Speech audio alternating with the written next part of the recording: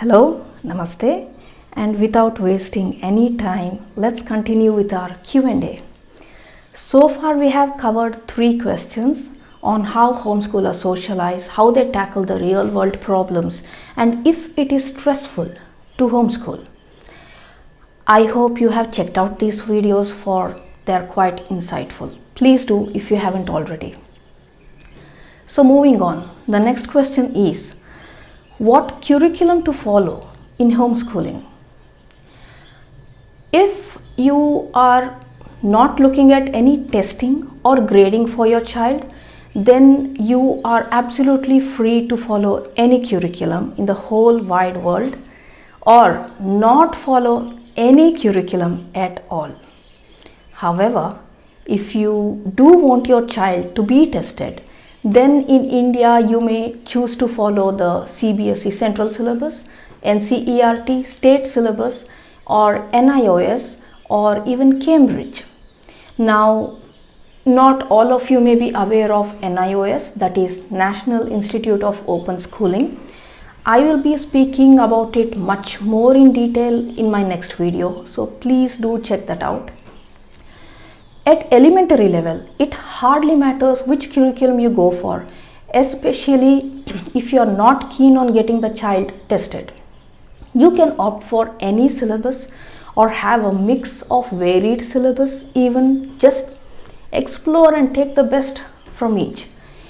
However, as the child gets into high school or prefers to sit for the board exams, you can opt for a particular curriculum based on where the child will appear for the exams. Grading becomes important if the child wants to apply for admission into a university for higher studies. As I said, more on how and where to get graded in the next video.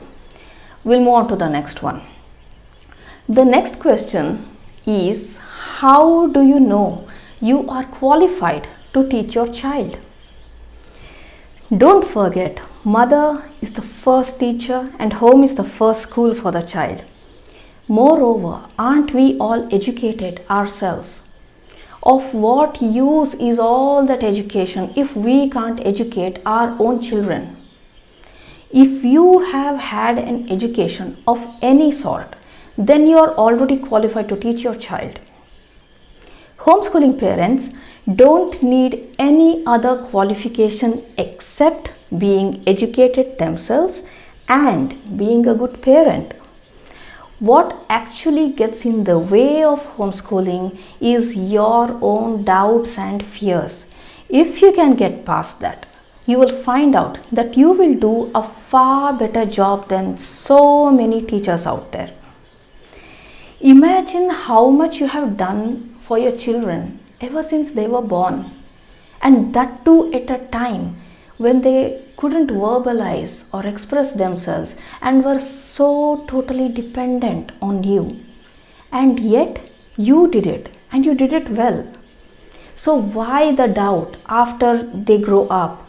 If you have been a good parent, then you can be a good teacher as well. I don't need any more qualification to educate my own child or to even tutor other children for that matter. Anyone that still wants to know my qualifications on paper or in experience, please read the bottom of the screen. And this list is by no stretch complete because I like being a student myself and I tend to continue to gain more degrees and certifications. But none of this has anything to do with homeschooling. I'll be seeing you soon with the last set of questions, and please look out for the next video because there's going to be some much needed information in that. Until then, take care. See ya.